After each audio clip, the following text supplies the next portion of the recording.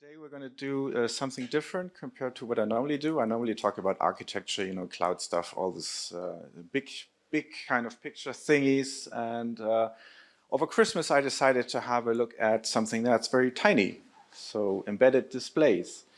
And I wanted to use MicroPython for this. And so I sat down and then tried to find a nice project. So who am I? I am Marc Lemburg. I've been around for ages. I've been there ever since Alex Martelli, who's sitting here, came to Python. And I've done lots of things in the community and don't want to go into details here. I also have a company doing consulting in Python projects, of course. We have a user group meeting in Düsseldorf that I run as well, together with my co-founder, Charlie. So what's the use case that I wanted to do for this particular project?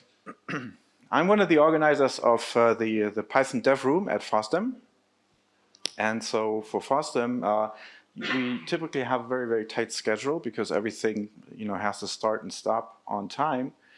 And so I was thinking that maybe to help the speakers a bit, I can create a talk timer for them. Basically putting all the experience that I have with giving talks into this kind of little project, and also being aware that, for example, you cannot really read what's on the display there, so you have to have some visual indications as well of how far you are into the talk. So I wanted something that's cheap, I wanted something that runs on batteries, I wanted something that is bright enough as a display to actually be seen. And I wanted to make it so that you can easily program schedules into the talk timer. So, for example, I have put the schedule of PyCon Italia into the device now. And what you're seeing here, so this is the thing that I'm going to talk about. This is actually running on the current schedule for PyCon Italia. And we're going to see how that works, how you can make that work as well. So first, of course, you need the hardware. I was looking around for a display and something that actually runs MicroPython, and I found this the cute little device. It's called CYD, for cheap yellow display. Yellow because the circuit board is yellow, right? Display, of course, because it has a touch screen. TFT display, and it has an ESP32 microcontroller which can actually run MicroPython. As you can see, there's not a lot of RAM available, so sometimes you have to be very aware of what you're doing. Unfortunately, they put the low-spec ESP32 on that board. There are other ESP32s that have lots more RAM, like 4 megabytes, for example. But I haven't found a version of that particular display with that larger ESP32. It's very cheap. You can order it directly from China for €8 a piece, or you can get it from Amazon locally, and then it's like €23. So depends on where you buy it. You can very easily get these things and order lots of them. So in terms of software, what do you put on these devices? Of course, I wanted to use MicroPython for this. How many of you know MicroPython? Just a few. Interesting. So MicroPython is a project by Damien. He started Damien George. It runs Python 3 on microcontrollers. So ESP32 is a microcontroller, and it's amazing what he did. I mean, how much functionality he put into that tiny project that you can actually run on these small devices. It comes with lots and lots of hardware interfaces. So SPI, for example, is one that drives the display. And it's very easy to flash on these boards. So you can get lots and lots of different boards. And then you typically just have an ESP tool, it's called, and you use that to flash MicroPython onto the device. And then for graphics, I wanted something that looks really nice and professional. So I had a look around and I found this LVGL, which is a library for embedded devices. It's open source. There's support for MicroPython available. And as you can see here, it has lots of widgets, so even including a keyboard, and you can do graphics, you can do tabs, you can do entry fields using the touch screen. So it really kind of works like a mobile phone, except that the hardware specs needed for this are a lot lower than for hardware for a phone. So I wanted to use those two things. Now, next thing is that you have to program these devices, right? So it's not necessarily straightforward on how you would do this, because you have to get the software onto the devices. Typically what you do is you use a USB cable and then connect it to your notebook. And I tried lots of different ways of doing this in a good way, and tried the different IDEs that were available. So I tried Tony. How many of you know Tony? Few. So actually it turned out that Tony is the best IDE. It's not perfect, but it's the best that you can use for these devices. It's also possible to use the Mu editor that Nicholas wrote. I don't know if Nicholas is here. No, he's not. And I also tried, of course, Visual Studio Code, because that's what I normally use for development, but it turned out to be way too complex to set up and didn't really work that well. So Tony is open source as well. You can just download it, and then you see the interface here on the right. So if you want to start into this, of course, you need proper documentation, right? Now, the documentation for MicroPython is excellent. The documentation for LVGL is excellent as well. Unfortunately, only for the C API of LVGL, not the MicroPython port. So yeah, I mean, finding something that actually works with both is a bit hard. They do have some examples in the LVGL documentation that you can use to basically drive into this. There are lots of examples on the net, and what I did is I basically used Perplexity AI chat to just, ask it to find the resources, because it's so much easier than manually digging into all these different resources and finding them myself. So I just asked Perplexity, okay, can you show me how this is done? And then it came back with code, and I tried it, and usually it worked. So that was nice. That was actually the first time I really used the AI chats for doing these things, and I was surprised on how good they were. So yeah, getting things working is moderately easy for getting the software working, the main part. Driving the display is easy as well, because the port actually comes with proper support for the display that it's on this CYD. Getting the touchscreen to work is harder, but fortunately there was someone from Germany who actually basically did the hard part of that work. So basically you just search for display driver.py for the CYD, and then you get the resource, and you can just use the code that he made available. And getting batteries, you have to power these things. It's very easy. It has a USB micro port. The newer ones have USB-C ports as well, so you can use those for running things. What I did for these devices, I just used a power bank and then drive them like that. So if you want to flash MicroPython plus the LVGL library onto the device, there are two ways to do this. One is using Tony directly. So this is the Tony interface for doing these things, for flashing something. Flashing itself is pretty easy as well. You just plug in the USB cable. Actually, the hard part is figuring out which serial port got chosen. So there's a drop down here that you can just open, and then it'll show you what's available, and you just select what looks kind of like the right one, and then you just try it. And if it says, okay, it's working, then it's working. If not, you just try the next one, right? This is on Windows. You can similarly do it on Linux as well. On Linux, it's actually easier. So my first attempt was using a Raspberry Pi for these things. And then I found that Windows just works as well. So basically, I just then used Windows for the development. There are pre-built versions of this combination available from Stefan Scholz. Stefan Scholz is the guy who also did the display driver thing. And you can just search for his name, and then he has a page there, and you can download the binaries for the combination.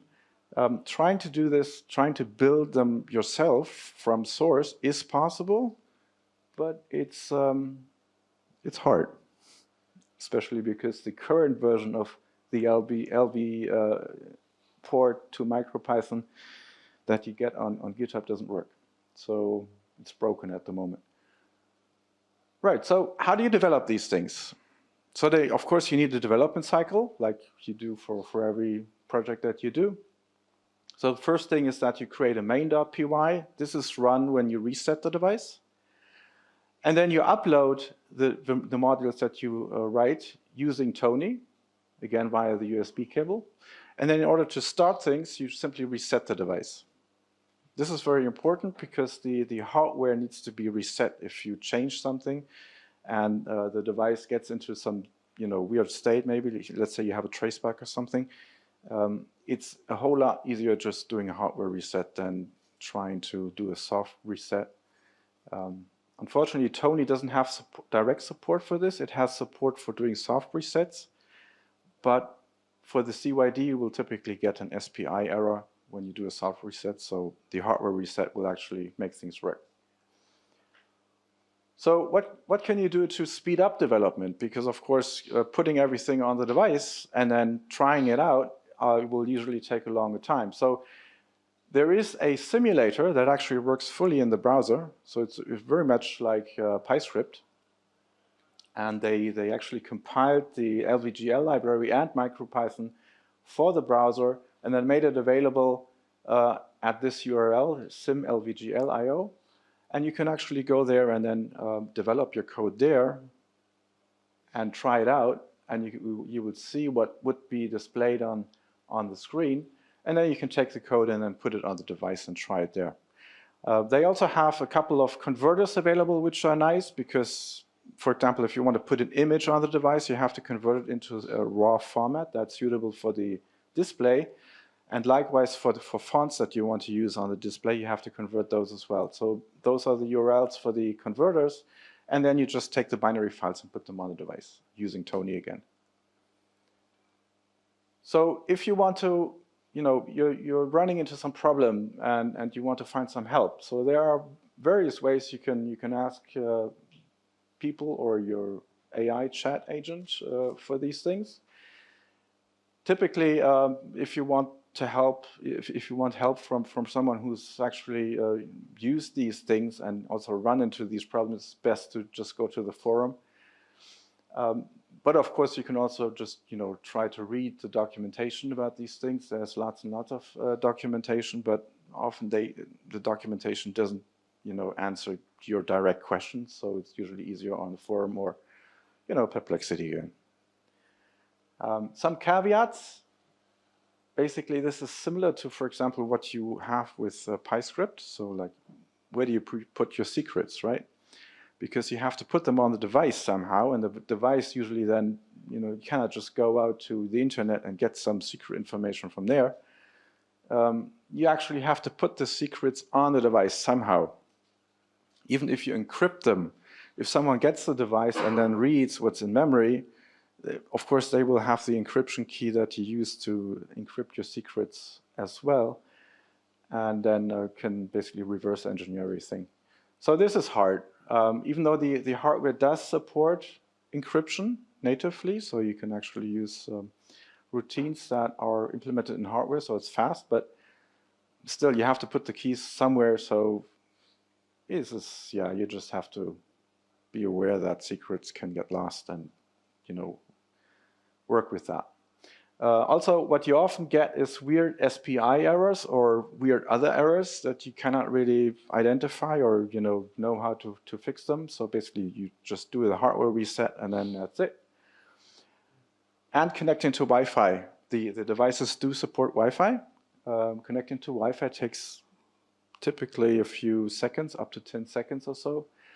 So a lot longer than what you would expect. But all of this is a lot of fun, of course, right? So you just keep tinkering, keep experimenting, and then you can actually get something to work. So let me try that if I can do it here as well. So this is a short demo. Yeah, this looks like this. It's like a really, really short talk, right? So I just did it because I wanted to show the like the visual effects that you can do on these devices, and specifically for the talk timer, I try to do something that is easy to grasp for the speaker. So the screen turns red, you know something you're running out of time basically, and then when you're done, then it starts flashing, right? So this is essentially the project, and then you have, as you saw in the beginning, you have this button down here where you can press, and then you can select the schedule that you want to use. It supports both static schedules, so that, for example, PyCon Italia would be a static one, but it also supports things like lightning talks, because lightning talks, they typically start not according to a schedule, they just start at a conference, and then you can just start the schedule, and then it will run for 5 minutes and then alarm everyone. So, how do you structure these applications? When I started, I put everything into a single module, and then every single time I had an iteration to try out, I basically then had to upload that module again. Now, the upload to the device takes a bit of time. So if you have larger modules, this is time consuming. So what I decided is I basically broke up everything into small modules, and then I just worked on the small modules and uploaded just the ones that I changed, so that makes things run a lot faster. Something that's also important is if you use async code, which you should on these devices, because I actually don't know whether threading works on these. They have 2 cores, so it might work. But I've never used threading with MicroPython, so I can't really say whether it does work. Async does work, and that's what I use on the device, for example, to run the clock, to run the timer, to run the bar that you see here on the right. So that's great. The only thing that you have to be aware of that is when you start everything, you have to put the init kind of process into basically into a single module, and then you have to be aware that how things start and when things start, because typically what you do is you first set up the display and the hardware, and only then you can start doing the processing using the async loop. Oh yeah, something else I forgot to mention, UI elements have to be globals in modules. And the reason is the way that the binding works of the LVGL library that you have in MicroPython. It doesn't do garbage collection that well, right? So sometimes if you don't put the UI elements into globals, it can happen that LVGL still uses some kind of C interface, but the object in MicroPython is already garbage collected, and you get a crash. Right? So by putting things into the globals, you can make sure that they stay alive and won't get garbage collected. So this is some of the code. I just did some copy paste because it's way too long if you want to show it on the slide. But just to give you kind of like an impression of how it works. So let me see whether this works. I have to use this, I think, right? Yeah. Where's the dot? No. Okay, doesn't work. Anyway, so first thing that you have to do is configure the screen, and then you can set a background color, and then you have different widgets that you have to set up. You basically just create them using the LV module, and then you configure them. You set a position, you set a color, you set various things that you need for the widgets. You can stack widgets on top of each other. So, for example, for the gear icon, what I did is I basically first created a round button and then created the icon that then sits on the round button. So that looks nice. You have event handlers that you can hook up to these widgets. So this is very standard stuff, like in every kind of UI library. And then you can deal with the events that you get there and do things. So basically that's how the menu, for example, works. Some additional things that you have to do. If you want to load assets, for example, images, onto the device and onto the well, use them in your application, you should make sure that you register system drives using LVGL. This is something that I had a hard time with initially, but then once I found out how it works, it was actually quite nice. The way it works is that LVGL then goes to the file system and then gets the data directly from the file system and then loads them into RAM in chunks. So you save a lot of RAM by doing this. The other approach would be to first load everything into RAM using MicroPython. You just do a standard open and then you read in stuff and then you put it on the display. But that consumes way too much RAM, and so you often run into issues. So using the file system drives that you can register is actually a very good thing, and then use LVGL to basically just make everything work on the display. Something that's a bit weird is that when you interrupt things, so the async loop, for example, the device still responds to, for example, clicks on the touchscreen. That's because it's wired up internally then to C code, and the C code keeps running, and so the callbacks still work. That's a bit surprising sometimes. And like I said, hot resetting the device is usually the best way to get things done.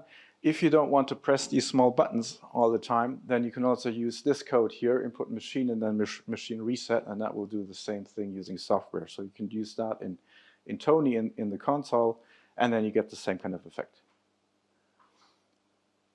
Right, so we have 7 minutes 30 left, so let me just quickly go through these things. These are like a few extra slides that I put in there.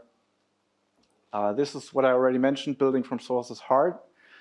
You need 4 things. You need the SDK, you need MicroPython, you need the C library, and you need the wrapper for MicroPython, and getting all of that working is not as easy as it looks. There are 2 wrappers for LVGL. One is called LV_MicroPython, which is the one that I used.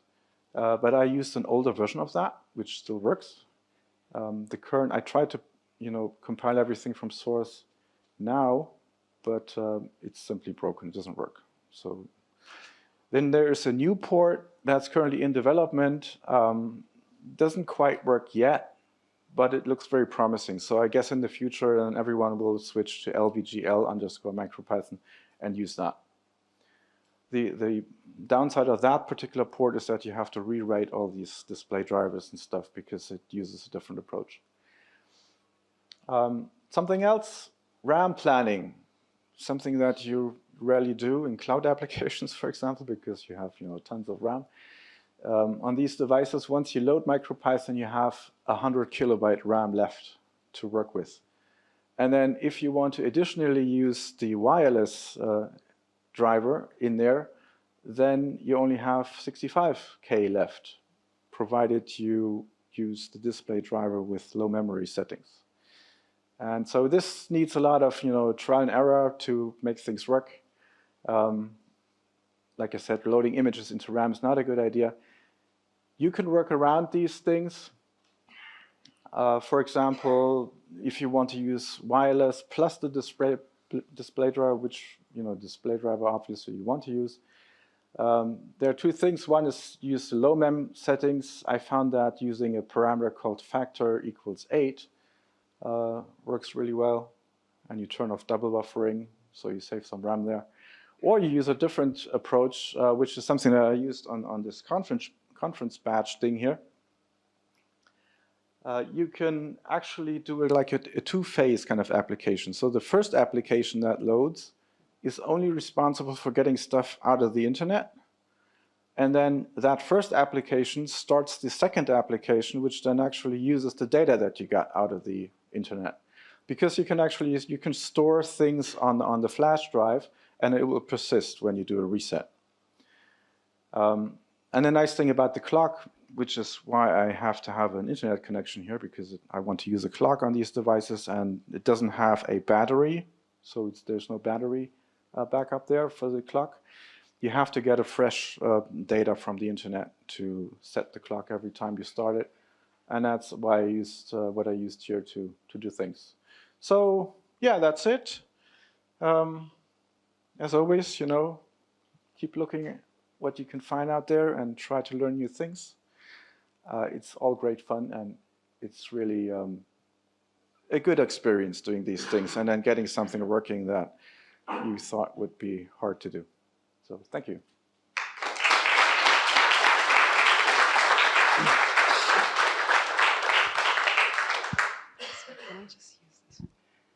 So now we have a few minutes for questions. I see we don't have any on Slido, so we'll just do it the old school way. And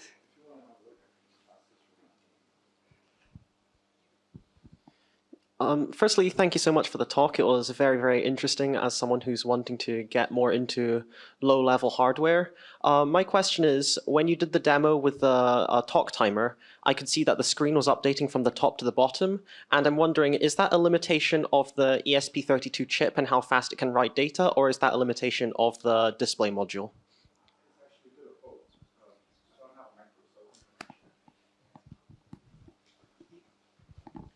So yes, it's actually a bit of both. So the ESP runs at, I think, 240 megahertz on the device, but then you have to use the SPI interface to write data to the display, and you can the standard setting is using 40 megabits for that, so which is not a lot, and then when you see things update on the screen, it actually writes data to the screen using this interface, and so that's why it's slow. You can also see that over here. I think it's a bit tiny, but if I press this button, I get a QR code, yeah, and you can see that, you know, really pop up very slowly, which is why it's loading data from the flash drive in chunks because, you know, to save RAM. And so, yeah, you have to be aware of these things. Things run a bit slower than what you might expect from a phone, or for example, yeah. But then again, the nice thing is that these devices actually run on batteries for the whole day. So if you have a power bank like this, it actually runs for 1.5 days constantly with a bright display that you wouldn't have on the mobile phone. More questions? any more questions? I've seen the CYD has some built-in sensors. Can you add more sensors to it? So let me show you on this one. So there are, you see these, well, it's hard to see. Anyway, there are a few GPIO pins down here that you can use to connect external stuff. I actually don't know which other sensors are included in here. That would be something to figure out. But you can use these to drive external, like a temperature sensor, for example, or I don't know, humidity or something like that. And then use that information. Or maybe you can connect it to some IoT stuff that you're building, and then use the data and then display it on the display, or even, you know, upload it to the internet somehow.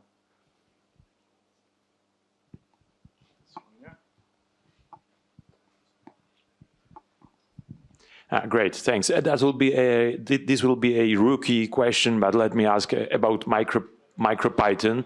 So, is it easy to just get and run MicroPython on your PC, like for, I don't know, for unit tests for that code? Yeah, MicroPython runs on notebooks as well. So they're, you know, it's not only bound to these embedded devices. So you can actually run it on your PC. You can run it in the cloud. You can run it in the browser if you like. You use PyScript for that. So it's very flexible, and it's, you know, tiny. So it's a really, really nice project. Very nice, exactly. I'm afraid we don't have any more time for questions. If you have any more, I'm sure Mark would be happy to answer them outside. And thank you, and good job again.